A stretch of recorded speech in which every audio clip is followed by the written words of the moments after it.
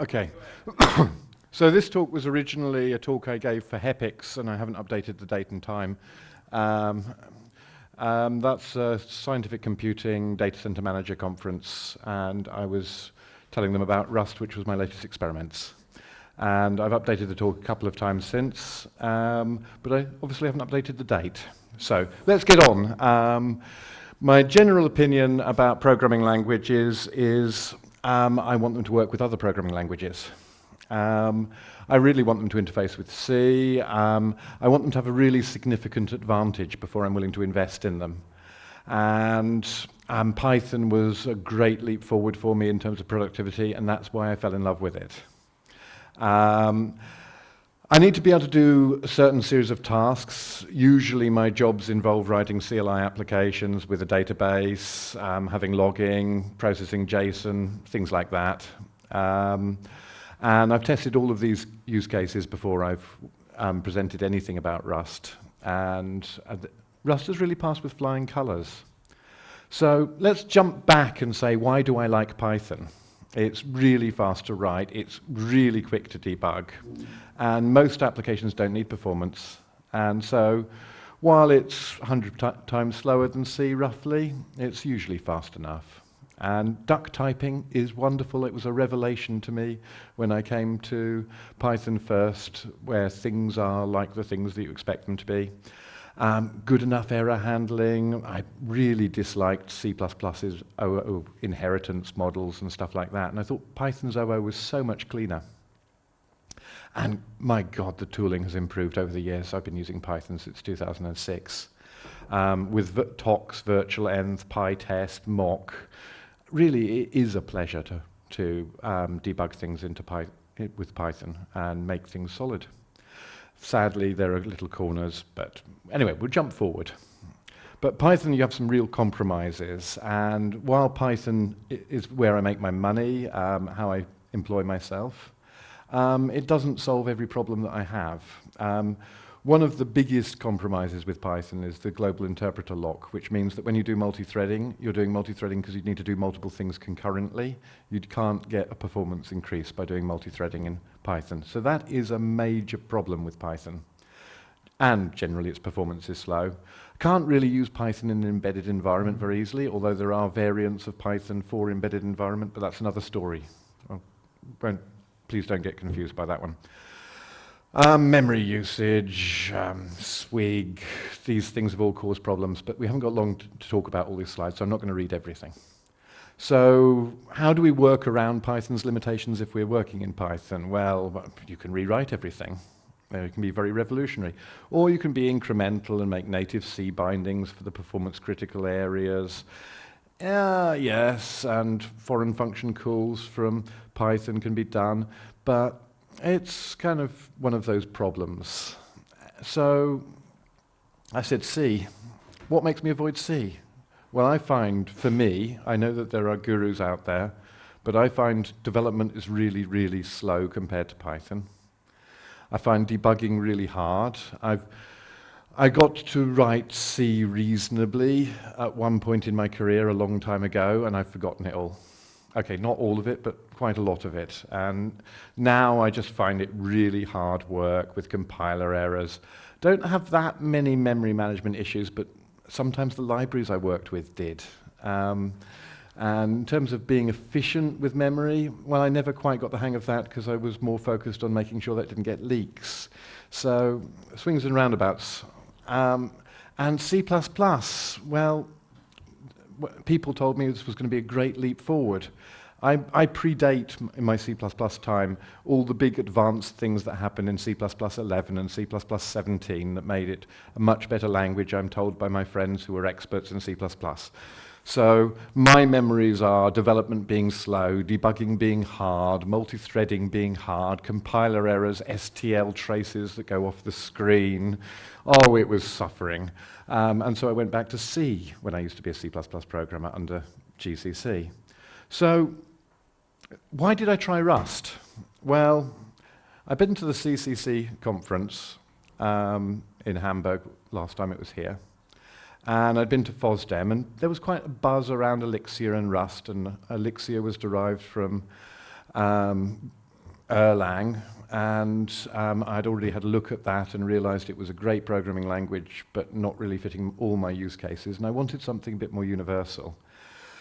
Native and compiled was things I had use cases for, and I wanted to extend Python, and I wanted something to be as fast as C and C++ when needed. And I didn't want garbage collection, because I didn't want one garbage collector to fight with another freeing of resources in Python, because I wanted it for embedding in other languages. And I'd heard something about Rust being maybe useful for multi-threading. And to be quite honest, I wanted to pick up another language, and I thought maybe something had happened in the 10 years since Python was invented. So there's some interesting design decisions. Probably the most important factor to understand about Rust is it was designed by Mozilla for very much a practical purpose. How can we make our code more reliable and more safe, and how can we incrementally improve the product that we have, Firefox? I'm not a Firefox developer, but that was their use case. And so that was really interesting, incrementally changing to a new language. That really stuck in my mind as something special. Now, zero abstraction overhead philosophy, just like C++. What that means is it's going to run as fast as we can, yeah? And it's your fault if it doesn't run fast, rather than Python's fault or someone else's fault. No garbage collector, but a borrow checker. Now, the word borrow checker is going to come up a couple of times in this talk, and I'm going to try and not go into it for a few seconds, but please, at the end, if I haven't explained enough, let's get onto that. Multi-threaded support baked into the type system. Now, that's linked to the borrow checker stuff, but long and short of it is, you can be pretty fearless about writing multi-threaded code, because you'll get a type error and it won't compile if it's not thread safe. Now, that's pretty awesome. Variables are immutable by default. Now, I know one person here is into functional programming, and this is just how he would like the world to be.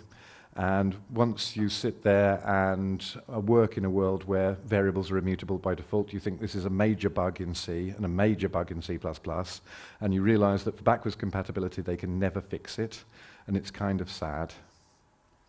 But life's like that. We still use QWERTY keyboards.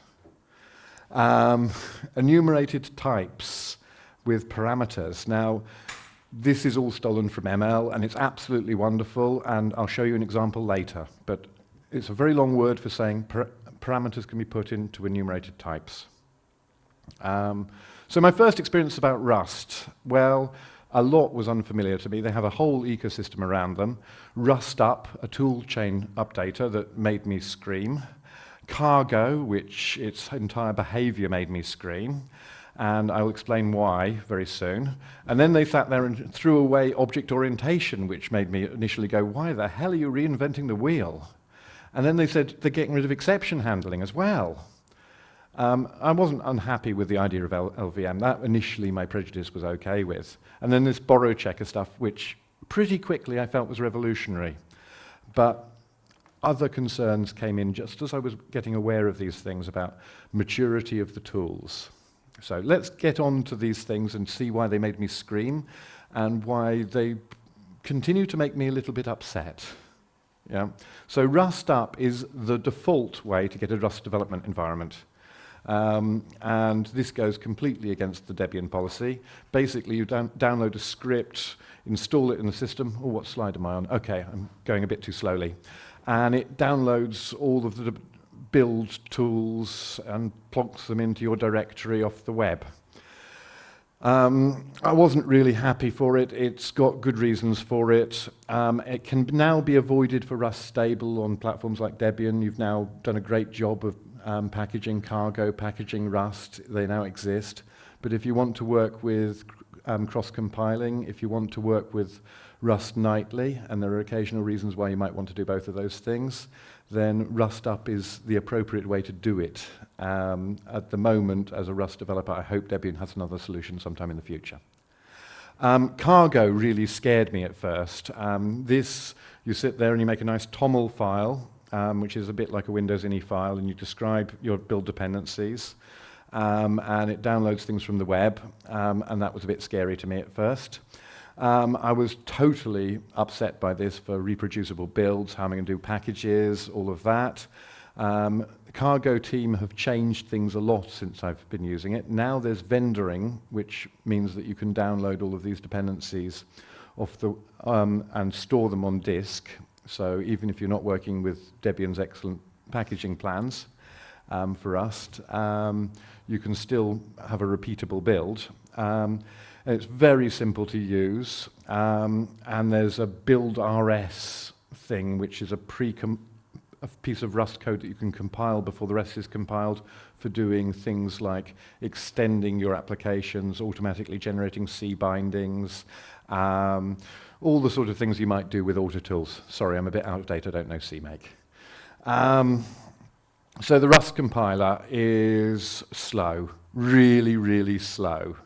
It makes C++ compiler seem fast. This is this is not nice, but the error messages, on the other hand, they blow away the C++ compiler, and any compiler I have ever seen in my life.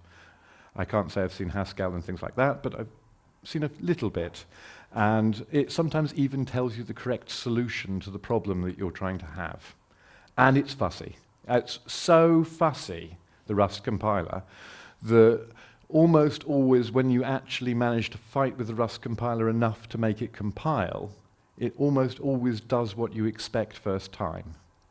Now that's kind of weird for me, particularly after having used Python. And the borrow check is lovely. So I'm going to carry on running fast now. So Rust error handling. As I said, no exceptions.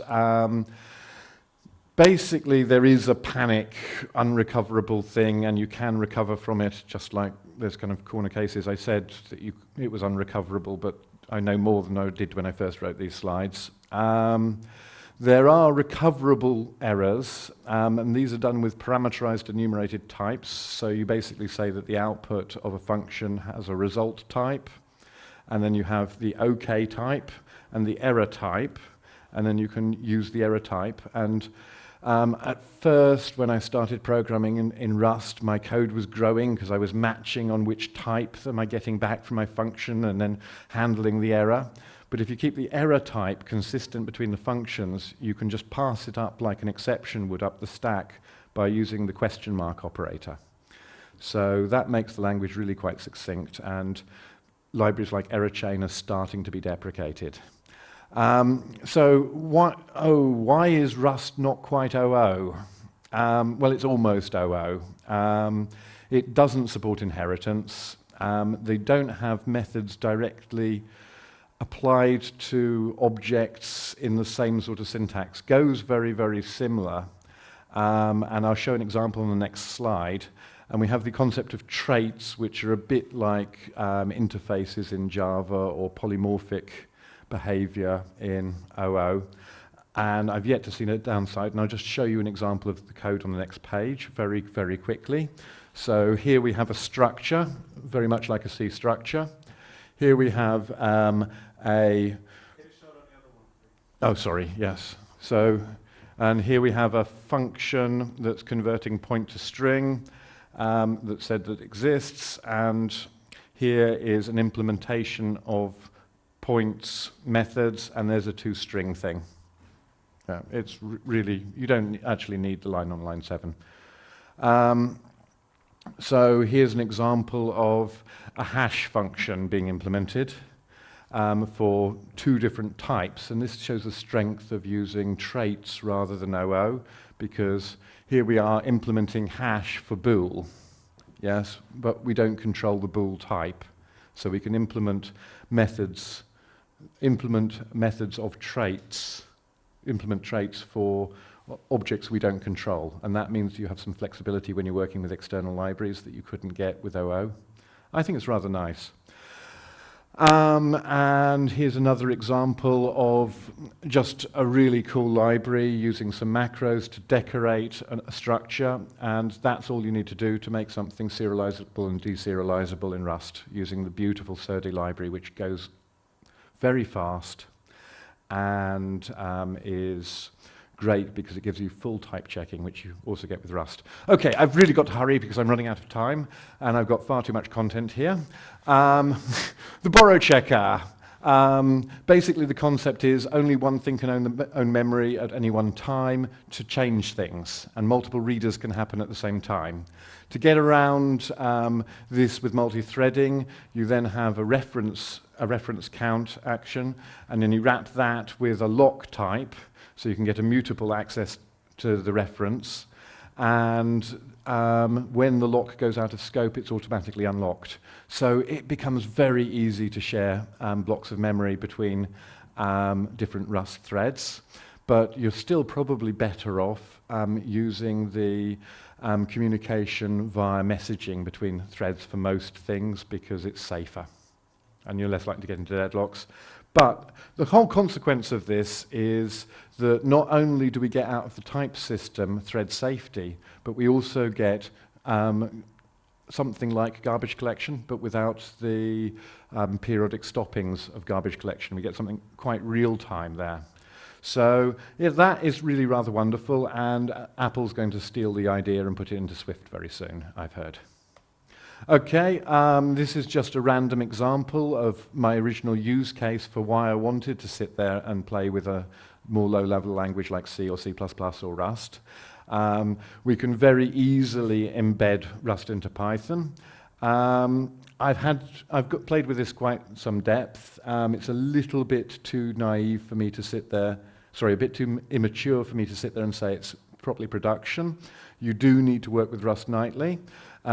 This is not readable on these slides. I decided there was no point me even trying to make it readable, but it gives you an idea of how little code is needed to make a word search from the word search example on the main Pio3 Git repository.